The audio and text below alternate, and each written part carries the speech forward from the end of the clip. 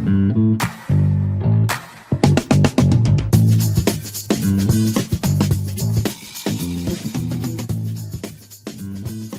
OmniTalk Fast Five is brought to you with support from the A&M Consumer and Retail Group. The A&M Consumer and Retail Group is a management consulting firm that tackles the most complex challenges and advances its clients, people, and communities toward their maximum potential. CRG brings the experience, tools, and operator-like pragmatism to help retailers and consumer products companies be on the right side of disruption. And Miracle. Miracle is the global leader in platform business innovation for e-commerce. Companies like Macy's, Nordstrom, and Kroger use Miracle to build disruptive growth and profitability through marketplace, dropship, and retail media. For more, visit miracle.com. That's MIRAKL.com. And Simbi. Simbi powers the most retail banners in the world with today's only multimodal platform for in-store intelligence. See how Albertsons, BJ's, Spartan Nash, and Wakefern win with AI and automation at simbirobotics.com. And Ocampo Capital. Ocampo Capital is a venture capital firm founded by retail executives with the aim of helping early-stage consumer businesses succeed through investment and operational support. Learn more at ocampocapital.com. And finally, Scratch Event DJs. Scratch Event DJs tap into its unrivaled network of top local DJs to provide brands with high-quality, curated in-store experiences. Anytime, anywhere. Find out more at events.scratch.com. Hello, you're listening to OmniTalk's Retail Fast Five, ranked in the top 10% of all podcasts globally and currently the only retail podcast ranked in the top 100 of all business podcasts on Apple Podcasts. The Retail Fast Five is the podcast that we hope makes you feel a little smarter, but most importantly, a little happier each week too. And the Fast Five is just one of the many great podcasts you can find from the OmniTalk Retail Podcast Network, alongside our Retail Daily Minute, which brings you a curated selection of the most important retail headlines every morning, and our Retail Technology Spotlight series, which goes deep each week on the latest retail technology trends. Today is February 12th, 2025. I'm one of your hosts, Ann Mazenga. And I'm Chris Walton. And we're here once again to discuss all the top headlines from the past week, making waves in the world of omnichannel retailing. Chris, we are back on the conference circuit. I think that's just going to be the norm for right now, actually. It is. I thought it was funny when you told me the other day, you're like, I've been to Vegas every month of this year so far to start, 20, or I will have been, to start 2025, January, February, and March. That's on your back in May. Crazy. I'll be back in May. You'll be back in May too. That's right. I forgot about that. Yeah. I need a frequent flyer loyalty program for Vegas right now, I feel like. So, you do. Yeah, it'll be fun. To set the table for our audience that's maybe listening or even watching, I'm set up in the Venetian Inn, as are you. Yes. Looking out my window. And in true OmniTalk retail fashion, my view is of the Las Vegas Mall right there. I've got it. Perfect view nice. For me to inspire me as we talk about all these retail related stories this week. I couldn't be more excited. I'm going to have to seek inspiration elsewhere because, as you know, my room overlooks a pool and it's February in Vegas. So there has been not a person in sight here, but lots of lifeguards. You told me there were 6 lifeguards on duty for no people yesterday. That's lifeguards on duty. That's called improper resource allocation, I think. All right. Well, should we get to the headlines? Let's do it. All right. Today's headlines are brought to you by Commerce Next. Commerce Next is back June 24th to June 26th at the New York Hilton Midtown. Join 2,700 plus retail innovators and see 75 plus sessions. You'll also get unparalleled networking in New York City. Register now at commercenext.com and use our code OmniTalk, all one word, for 10% off general admission or free tickets if you're a retailer or a brand. Yes, go ahead and check that out.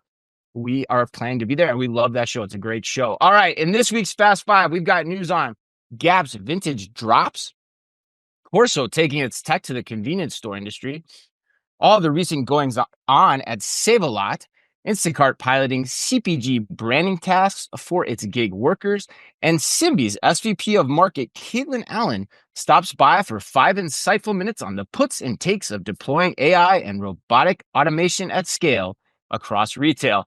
But we begin today with big news out of Aldi. Anne. That's right. Headline number 1, Aldi has sold off a portion of the business it had acquired from Southeastern grocers, while also announcing plans for more than 200 store openings in 2025. Wow. According to Grocery Dive, Aldi has sold Southeastern Grocers and its Winn-Dixie and Harvey's supermarket banners to a consortium of private investors led by Anthony Hucker, the current president and CEO of Southeastern Grocers, and C&S Wholesale Grocers, according to a Friday announcement. Terms of the deal were not disclosed. But Aldi is selling roughly 170 Winn-Dixie and Harvey's supermarket stores to the consortium, along with Winn-Dixie's liquor store business. However, the discounter does still plan to convert 220 Winn-Dixie and Harvey's stores it previously acquired into Aldi locations. Hopefully you're still following along. Finally, in addition to its Southeast expansion, Aldi says it will add its footprint in the Northeast and Midwest regions, grow its presence in the West and with more states in Southern California and Arizona, and enter new markets such as Las Vegas, with aims to grow its store count by more than 220 stores in 2025. Chris, even Grocery Dive made notes in their article that this is very complicated and they are changing details and editing details by the moment. So on top of that, though, this is also the question that A&M is going to use to put you on the spot today. All right, 8 a.m. in Vegas, Ann. Let's do it. Let's do it. So A&M wants to know, Chris, in addition to your thoughts on all the goings on at Aldi, while Aldi's strategy and approach here is very interesting, we'd like you for a moment to think about the C&S side of the deal. Given they were also recently in the market for Kroger and Albertsons stores, it seems they have been keen to get into retail on a larger scale. What does the move say about the potential evolution of the traditional grocery wholesaler relationship? And do you expect similar moves going forward for more control of the value chain? Chris, the floor is yours. Oh my God. Whoa. All right. All right. So first of all, it's a great question. And like you said, there's a lot to this headline, and there's the Aldi side, and then there's the non-Aldi side, which is what I think, A&M's getting at. So I'm going to tackle that. I'm going to try to tackle this off the top of my head in two parts. First, I do want to cover the Aldi side, because I think that's the important part of the headline for our listeners. And then I'll get to the C&S side, which is what, A&M's asking about. So, first, what stands out to me is how smart this move is from Aldi. We got an inside look into how Aldi was thinking about all of this, all the complexities related to this acquisition. Initially, interviewed Dan Gavin, the VP of National Real Estate at Aldi, last retail spaces. It was a great conversation. And in that conversation, I know you and I were both struck by how thoughtful Aldi was being around thinking about its prototype expansion. Like Dan was he was very transparent. He's like, some of these stores are easy to convert. Some of them aren't. They're not in great locations. They're not doing the volume necessarily we need. So, when I look back and I combine this with, all of all these growth plans and how underpenetrated they still are in some of these markets, like it seems like a really shrewd move to divest what you don't want to have anymore. So, so I see this headline in total as the makings of a retailer that will scale by doing what it does best, which is leveraging the prototype that it knows that will work, right? And so we talk a lot about retailers like trying to push water uphill. This is the exact opposite of that, which is why I think it's something you've got to watch. So it's a testament to all these overall value consumer propositions. So now back to the question at hand, the put you on the spot question from our friends at the A&M Consumer and Retail Group. C&S wholesalers, yes, they seem if you look at their activities over the last couple years particularly, they seem keenly interested in owning and operating their own retail grocery stores. Yes. So I do think we're going to see more of this. It seems like an approach that others are taking as well. Spartan Nash particularly comes to mind. I'm guessing you're thinking that based on your response. But with all that said, there's always a but, and it's a different business model. So running a grocery operation is very different than being a distributor. And I used to work with C&S back in my day running frozen food at Target. So it's a very much more complex task. It might seem like there's all these economic advantages, but it's also a difficult and touchy business running a grocery store. We know there's not a lot of room for error. So I'm curious to see how C&S makes it work in the long term, especially given the fact that Aldi is basically saying, hey guys, you can have these stores back. Yes. So I think that's a particularly interesting thing here. Like, it's kind of careful what you want or what you ask for here, C&S.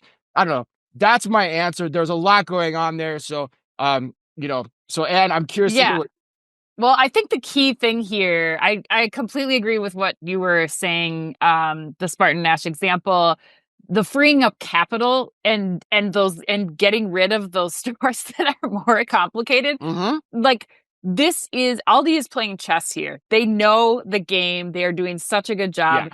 They are, I think the other component here that Dan Gavin mentioned, like you said, there's a lot to bring some of these Winn-Dixie, especially the Winn-Dixie and Harvey's, like to the Aldi level. Aldi is a great shopping experience. Like they invest in like a great design, store design, and they invest They know in what they great are. own Yeah. brands. Yes, they are going in, they're rinsing, repeating, they're giving people convenience. Also, like they're partnering with like Instacart. They're thinking about all the components of a great grocery store experience, Mm-hmm. not just like, oh, hey, I need a store in that location. Let's just slap a new banner on it and let's just rinse and repeat. Like Aldi is on a mission to completely dominate, especially 225 stores that they're opening just this year. Like they are so strategic, Yeah. so smart. And this, I think, sale will help them really be laser focused on the remodels that they'll have to do and then expanding to some of these other geographies. I think that's the other thing here too that kind Yeah. of gets 100%. buried in the details. Like this is also going to allow them to expand to the Midwest more quickly, like to find exactly as you said and what Dan Gavin said, the right stores to either be remodeled or new greenfield projects that they're going to be able to take on. And I think this is just all these fire right now and you really have to watch them. There's no shame in shedding the dead weight. So I'm excited to see where Aldi goes and if they hit these 225 stores.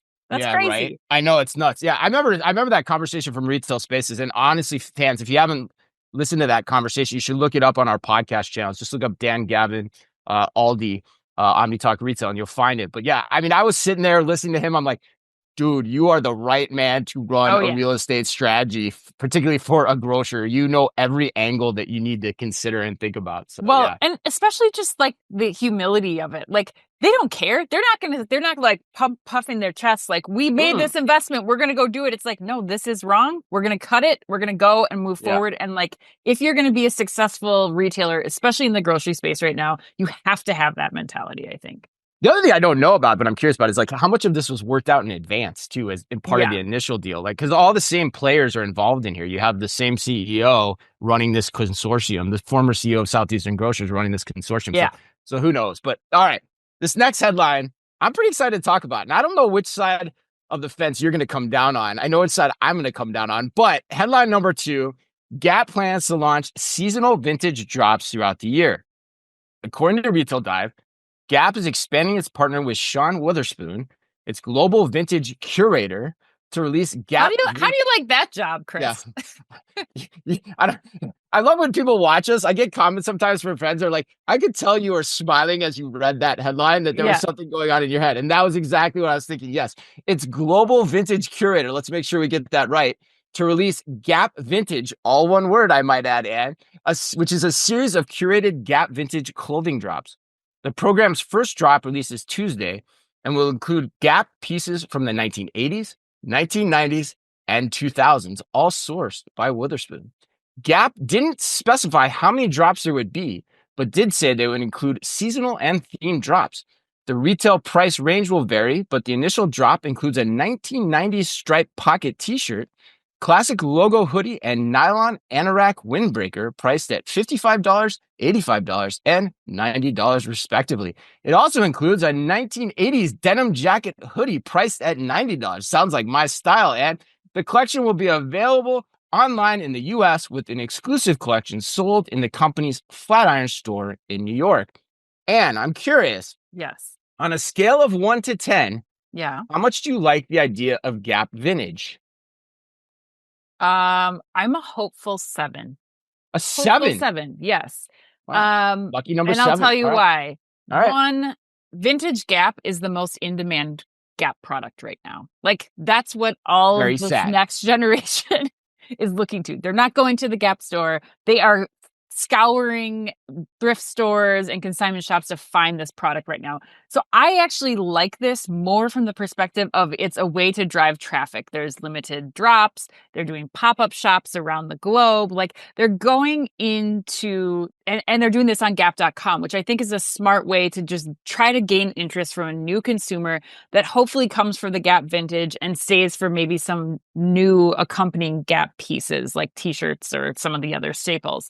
And I do think that more retailers need to be profiting off the reselling of their product, whether it's vintage product or it's just, the drops or resales that we're seeing, much like what we've described in the past with like Nike and GOAT or StockX. Like it doesn't make sense that those companies are profiting off of your brand. But, and here's the big but, Chris. There's always a but, like we said in the beginning. The one person or team with Sean Weatherspoon curating one store and some pop-ups, one drop on gap.com. Like, I don't even know from a marketing perspective if that's enough to get the scale that you want, to get the success that you would want to bring enough people back to the Gap brand. I do think it's an idea worth trying, but I think it really depends on what Richard Dixon and the Gap team plan to do for the next phases of this. Like if it's something they're planning on rolling out. If it's just going to stay this small thing, I unfortunately don't think it's enough to save the Gap. But you're a 7. You're a 7 with that. I'm a 7 caveat. with the that possibility. Caveat. You're a 7. Well, okay, maybe I'm coming down. Yeah, maybe I think you're coming maybe down. I'm like a 5. Maybe you're I'm like a 5. the John Clear. Reorient yourself here. I think so. I think so. But maybe, I mean, Chris, are you just kicking yourself for not saving all of your vintage Gap anoraks and khakis from the 90s when you were working there? I mean, you could be making buku bucks right now. Nobody wants my resaleable clothing. True. I'm sure that's true. True. What's your number though? Where do you fall? I'm at best a 3. Okay. Like, I'm like in the 2 to 3 range on this. All right. Marketing wise, I think it's a great hook. People listen to this stuff, they read about it, people talk about it. You've seen all the chatter on social media about this too, so like it's getting buzz. So yeah, nice job on that. But I think to your point, seasonal drops online in small batches of things you have to source like this, and are on display at one store in New York, they do nothing numbers and some pop-ups. But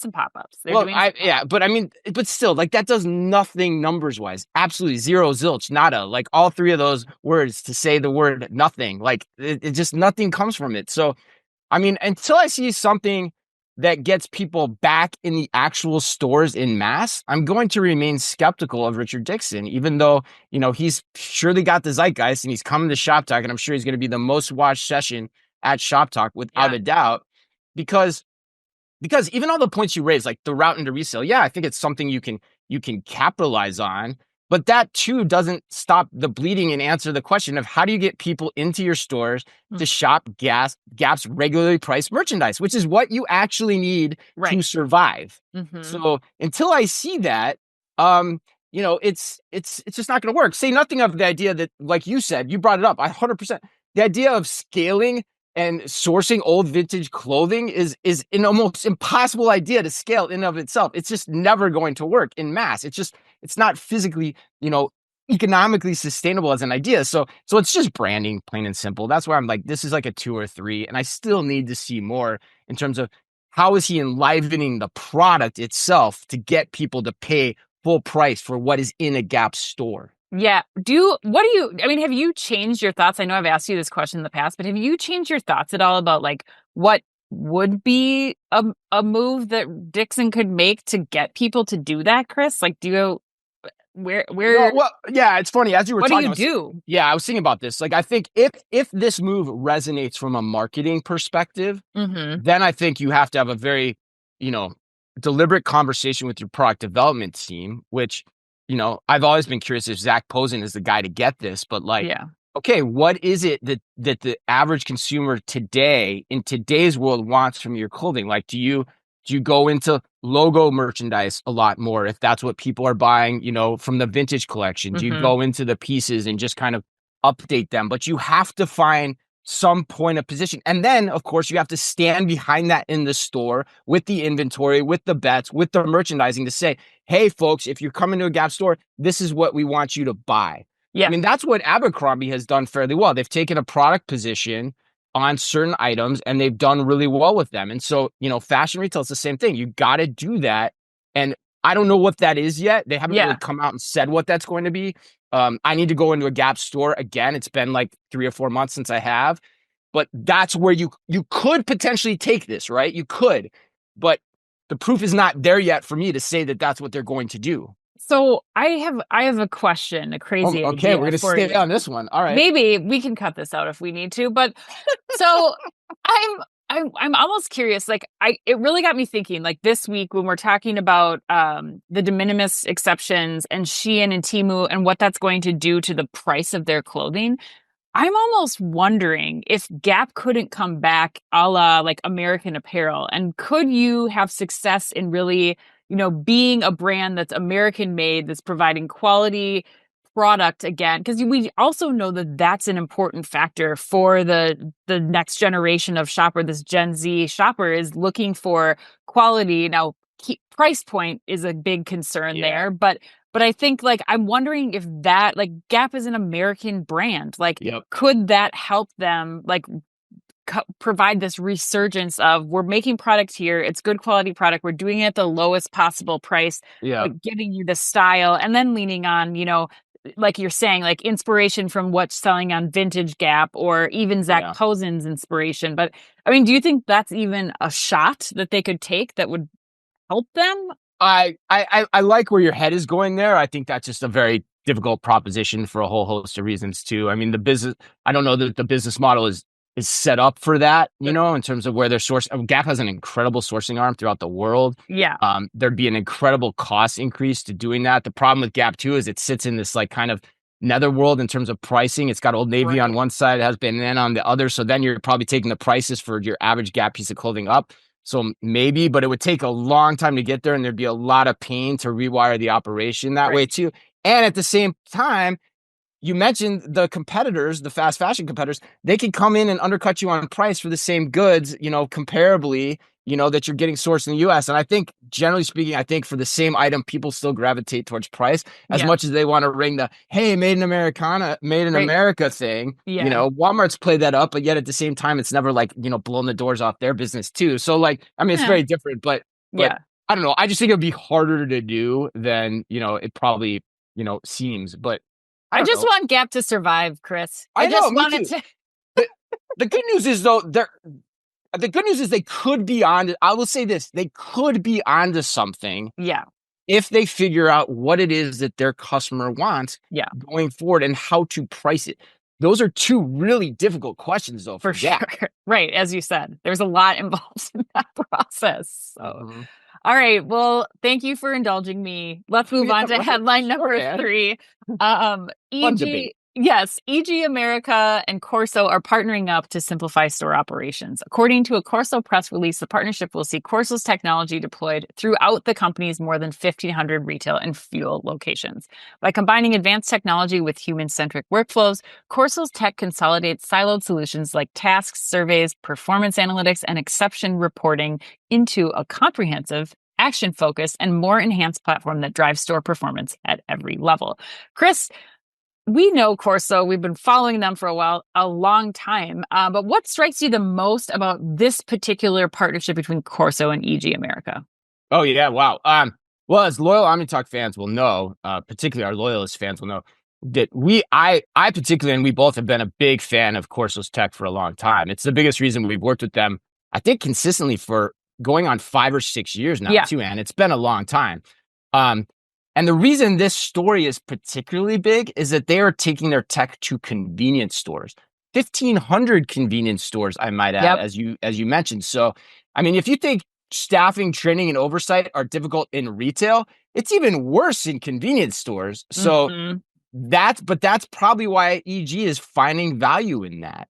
Yeah. And the reason that this is important is, and Oliver Wright called this out in our interview with him from Accenture at FMI last week. It's this whole idea of the next best action. Hmm. Go back and listen to that interview too, folks, because it was really, really top notch. But he's basically saying like the great thing about AI is it takes us out of this world where, and having been a store manager and a district manager in retail, this is how it worked. Like you just had tasks you had to tick off your list every day because Hmm. that's the only thing we could monitor. But now AI is getting to the point where it can actually recommend the next best action you can take given the time that you have in the store and the hours that you have available to you as an employee. Now, Corso calls that next best action a mission, but that's the idea here. It's AI is unlocking a smarter deployment of our workforce by telling them what it is that they should do versus expecting them to do the same tasks every single day. This is where the industry is going by way of AI, and honestly, the other point is I think Corso feels like they are miles ahead on their own mission of simplifying the lives of store employees because they have been thinking about this for the past 6, 7, 8 years. Right. Yeah. No, I think that's absolutely right. I mean, I also feel like, Chris, we've been hearing so much recently, like at the conferences we've been at this year, about the agentic AI component of this. And so, what I think we haven't even seen kind of unfold yet here, but what I think, e.g., Tractor Supply, Dollar General, some of the other brands across all, verticals in retail are looking at is that you also have another component that's going to take place here. I think when you think about the main brain, the smart store, and you think about like what can be done on top of this, and it's not just what tasks the next best actions or tasks the human workforce can take, but also AI can take into this too. Like I'm wondering, especially when you think about, one of the retailers that has ESLs or something, like once the person has done like the restocking of shelves or restocking of a display or end cap, now, can you start to have those tasks line up in the Corso platform of, okay, now that we have a full end cap, do we change pricing on this end cap automatically? And is that something that AI can be triggered to do as the next best action? And then what does that mean for continuing the operational flow of a store? And I think that's where we're even going further with this. So we haven't even seen unfold yet because the technology's still building. They're still starting to get some of these things deployed. Stores are getting smarter overall as an operating system. And that's the thing I think here that is going to be really cool to see. And I expect that we're going to see many more retailers kind of take on this type of task management technology to do that. Yeah, it's cool. The way I frame up what you said is like we're kind of at the intersection between the now and next of AI impacting Mhm. stores, and what you're talking about is kind of the future Yeah. of where it goes next. And the other reason it's important is like we learned last week as well is like you just don't have the employees, particularly No. in grocery and convenience stores. You just don't have the employees, so you have to help them Yeah. work smarter to get through what needs to get done during the course of a day to serve your guests or your customers the way you want to. I don't know why I keep saying guests, but yeah, The that's target that. coming back You're in. right. Oh, the target coming out of me. Can't stop bleeding red. But that's the idea here, right, Ann? I mean, Yeah. that's the whole idea behind technology like this. All right. Well, let's welcome Caitlin then on today's show. A perfect segue. Joining us now for 5 insightful minutes is Caitlin Allen. Caitlin is the SVP of Market at Simbi, and Caitlin is here to share her thoughts on the puts and takes of deploying AI and robotic automation at scale inside retail organizations. Caitlin, let's start off with this. What do you think are retail executive buyers' largest misconceptions when evaluating retail automation? It's no longer about if automation is driving value, but how. And so Mhm. following where industry leaders invest is important. And we see the top CEOs and CFOs prioritizing three things. The first is data quality, then scalability, and then store coverage. Yes. With the onset of AI, modern data models are needed, and yet poor data is the Achilles heel of most automation solutions. And so we see retailers rather working with vendors that really work with high data standards, defining those necessary elements in history and quality. Related to scalability, as they're reinventing retail operations, retail's best are testing automation in areas like on-shelf availability and price integrity to get started. And then they're looking at scaling other use cases, be it across allocation planning, forecasting, planogram compliance, or what have you. And then the final piece is store coverage. And today retailers are tracking when products arrive and when they leave, but they lack visibility into their store of what happens in between that point in time. And so top CEOs and CFOs are prioritizing automations that surface the actions that matter most, so that they can start to understand what true execution looks like in the store. And I would say in closing that all of those three priorities really expose the misconception that leads when evaluating retail automation, which is over rotating on one device type. This is really a conversation that needs to be about combining sensors for optimal coverage and data quality. Okay, well, Caitlin, we know that Symbi uses computer vision AI. It's still new to some of the retailers listening to our program. So, can you help us identify what differentiates good computer vision AI from bad?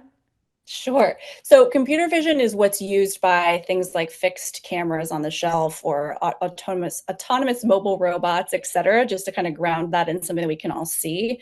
And I would say one factor really separates high value computer vision from the rest, with two key supporting elements. So the main thing that's important is value that's been proven at scale across multiple chain-wide deployments in multiple retail subsectors in geographies and use cases where there's many applications. It's easy to claim that you have a product that does certain things, but then when vendors or when retailers dig in to verify vendor claims, they often find out that claims might be a little hand wavy. And really, like, the reason I start with that non-technical answer is this is about the business outcome, right? That's how to really take a sense for whether computer vision is good or bad. And then the supporting points for that are really around depth perception and total cost of ownership. So, depth perception is basically another way of saying that good computer vision sees in 3D. Mobile robots have become known as the most accurate and scalable and cost-effective retail solution because they can move around, right? And that eliminates data coverage gaps. And that also relates to the topic of total cost of ownership. When you have like just fixed cameras, for instance, you have hundreds of them per store, that really drives up your costs and your maintenance as well as your risk of damage.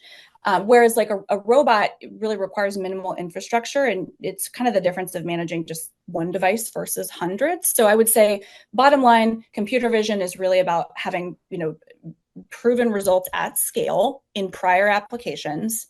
And that's especially the case when it is backed by a solid business case that spans depth perception and cost efficiency. Caitlin, oftentimes, and we've lived this, we see a disconnect between the stores organizations and the HQ side of a retail operation. So what do you think are the most significant disconnection points between those two sides of the operation when it comes to retail tech deployments?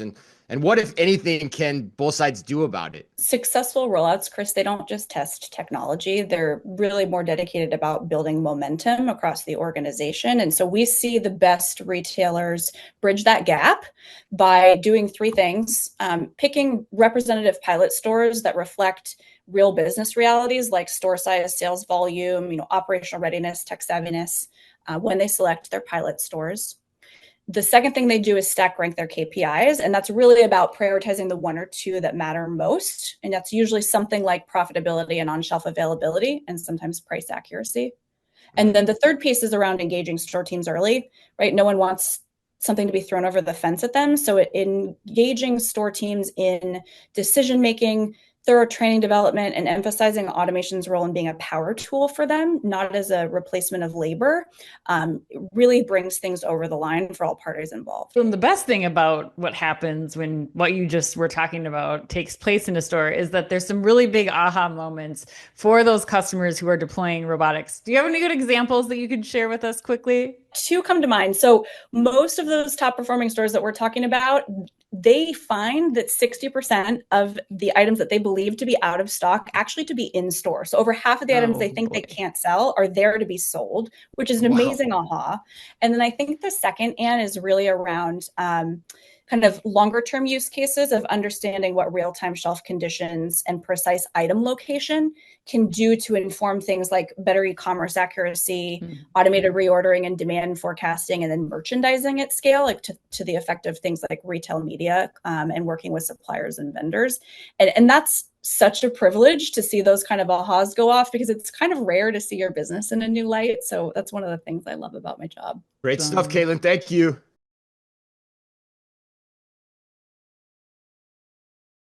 Headline number 4, Save-A-Lot wants to take the grocery industry by storm. According to Grocery Dive, Save-A-Lot is planning to hit the ground running in 2025 after a year of readying key initiatives, according to a recent interview with Save-A-Lot's Chief Operating Officer, Bill Mayo. In the past year, Save-A-Lot announced the launch of its first ever loyalty program, debuted a micro-fulfillment center in New York City, and opened a Hispanic grocery store concept. All initiatives that Mayo said will catapult the discounters' growth in 2025. Save-A-Lot, which is out of St. Anne, Missouri, for those of you that may be unfamiliar, currently operates approximately 800 stores across 32 states and said back at NRF 2024 that it has designs on growing its store count to over 3,000 locations at some point. And I'm curious, where does Save-A-Lot rank on your unofficial retailers to watch list, the unofficial and Mazinga retailers to watch list of 2025? Well, I have to say, hi. Tractor Supply is one that I've got on my list this year, but Save-A-Lot is the next one that I feel like I'm going to be, well, and Aldi, I think. Aldi, yeah. Those are my top 3 right now in 2025. And as an aside, can we just say that Bill Mayo is one of the perfectly named CEOs for someone in the grocery industry? I just love it. Oh, yes. I'm Bill Mayo, and I'm the CEO of a grocery store. Yeah. Perfect. That's pretty good. But no, I think there's a lot of momentum behind Save-A-Lot right now. He came in, there was definitely some low-hanging fruit. The creation and expansion of a loyalty program, number 1, huge. Getting them into retail media, number 2, being another big thing. But I really think that with the support of this, I mean, he's an innovative Wakefern bred leader. He's going to take this brand and just explode with it for the year ahead. We talked about expanding 800 stores to 3,000 stores in the next few years. The movement into the micro-fulfillment centers, which you and I got to go see with Fabric in Brooklyn, like, it makes it easier to expand the brand online and offline, to introduce new people to brands where there aren't bricks and mortar locations, and especially in the convenience and Hispanic grocery spaces too. Like, talk about categories that are also getting much bigger. Right. Like, being able to serve that need, I think, is going to be another, like, they've got all the legs of the stool going to really help them take off this year. And then the last point is, you have all this data now. Now, I think that's going to be a new muscle for Save-A-Lot because they haven't had this much data about their consumers through loyalty programs, through, the partnerships with things like, the Fabric MFC and getting new customers in those areas. So that will be something that they'll have to really make sure that they invest in. But if they can do that, which it seems like they can with Bill Mayo's leadership, they are going to be one to watch this year. But where do you rank them? Well, hold the Mayo, Ann. I don't know. Like, I pretty much 100% agree. Yeah, okay. I 100% agree with you. So, I mean, for all the same reasons, I would add Sprouts into that list too, and like Aldi, like we already discussed in this episode. Because unlike others, they have room to grow, right? Yes. They have a prototype that can potentially scale, or they're discovering what that is, and they still have opportunity to deploy it. So, and then they're doing other cool things, like you mentioned, the Brooklyn facility we saw. I mean, it's a ball. The thing I give them credit for, it is a 100% ballsy move. I mean, I don't think ballsy could be more attributed to any move in the history of retail than a St. Anne, Missouri retailer entering New York City with no presence and seemingly seeing a flood of orders regularly coming in through Uber Eats. We were there. We were watching the Uber drivers come in. They're like, oh my God, what is going on here? Yeah. And that's just with Uber Eats. Imagine if they got on the other delivery platforms too. So your volume is going to scale without any extra investment ultimately at the end of the day. So, and if that model works, you can scale that to any major city that you want to, where you don't already have a presence. So, I mean, the last thing I'll say, side note, I don't think I told you this. I actually extended Mr. Bill Mayo an open invitation over this past weekend to join us for 5 insightful minutes whenever he is available. I just gave him an open invitation. And I hope he takes us up on it at some point, because we would love to talk to him. I know you would, and I would. Yeah. He got back to me. He said, "Yeah, thanks. I'll let you know." So you have a direct line to Mr. Mayo? Yes, I do. Yeah. No, we've been communicating. Oh my God. Yeah, and so he hasn't committed yet. So I'm kind of trying to turn the screws on him a little bit and say, "Come on, Bill, we want to talk to you and learn more about this because it sounds really cool." All right. Well, until then, we'll move on to headline number 5. Instacart is piloting adding CPG brand tasks for its workers, Chris. According to Grocery Dive, again, Instacart is piloting a program in which its independent contractors can accept in-store work on behalf of CPGs, say, for example, taking photos of in-store displays. The pilot is currently running in select markets with select workers, Instacart said, without providing further information. Workers involved in the pilot can opt into brand tasks and will see how much the task pays before deciding whether or not to accept it, Instacart said. Workers are also not penalized for not accepting a task. Chris, are you pro or con Instacart adding CPG brand tasks for its gig workers? Ooh, can I say that I'm prawn, Anne? Can I say prawn? Is that an effective answer for this? I'm kind of mixed. Okay. I think I'm prawn, but I think that's okay. I'm probably more pro than I am condo. I think. Okay. But I would say I'm prawn. I'm like right squarely in the middle. Maybe a slight hedge towards pro. Okay. Here's the reason I like the idea. I like the idea because in general, I think this is a much better idea than Instacart's claims of telling the industry that it knows how to run a grocery store, which I think is just absolutely laughable. Because it's a smart extension of what Instacart already does well, which is deploying gig workers into grocery stores. So there should be some scale there. The one caveat I have about it, though, is that you're asking your workforce to do an entirely different task. And like everything we talk about on the show, everything you do has a cost, which is going to mean slower pick times, more missed picks because of distractions. I don't think Instacart knows that yet, which is why they're piloting. Now, the important thing for me, though, is as I was thinking about this, I think all of that can be avoided if the tasks are routed separately. So for that reason, I think on the whole, I really like this idea. Like if you just have a gig worker staff that goes and does the CPG work and one that goes and does the picking, problem solved, in my opinion. It doesn't sound like that's how they're routing things yet when I read the headline, but who knows? And they're going to learn from it. And that's why it's a test. So I think net, I'm actually talking myself into, I'm pretty pro on this, I think. Yeah, I agree with you. I mean, I think the key thing is, how is this rolled out? Like there's no information on that. I think to your point, if this means that, as a gig worker who I kind of set up my day and I have to stay in and around the grocery stores that I know that I could get orders from coming in my way, like this is a great thing to do when you're killing time. If it's a totally separate task, like, hey, I can get paid X number of dollars for going in this grocery store, walking around, taking a few photos. I think anything that, as like you said, as long as it stays separate and it does not slow or impact picks, I think that's a key thing here.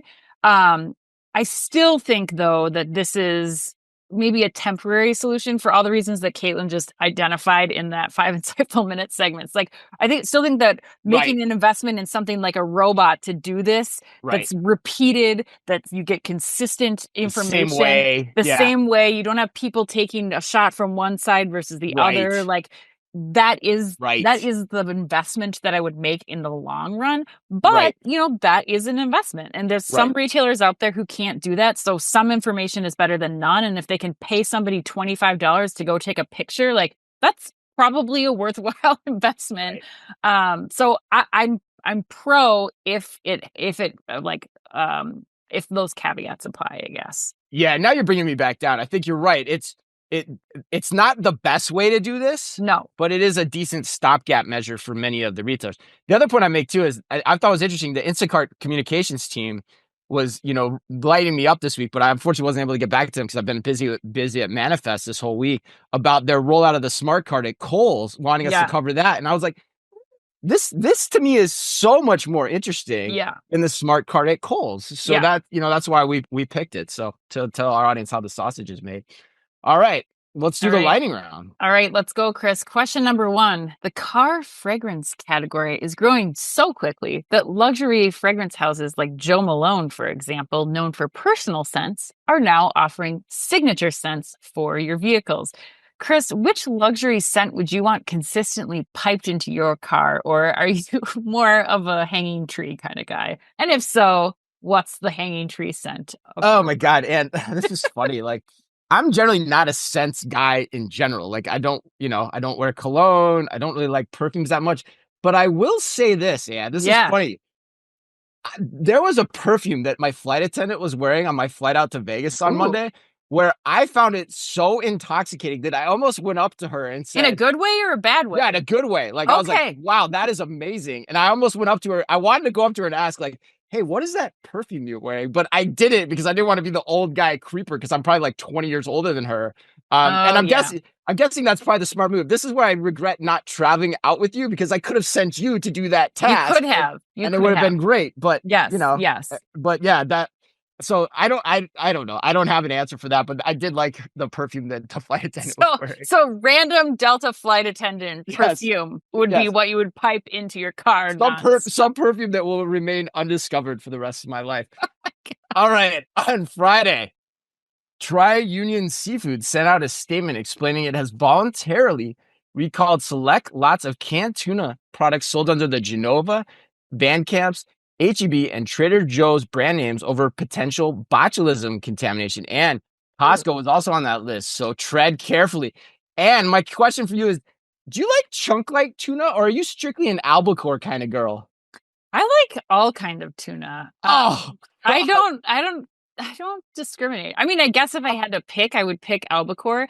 Actually, I have started eating more mackerel because I was told by a medical professional that mackerel has more protein and less mercury than tuna.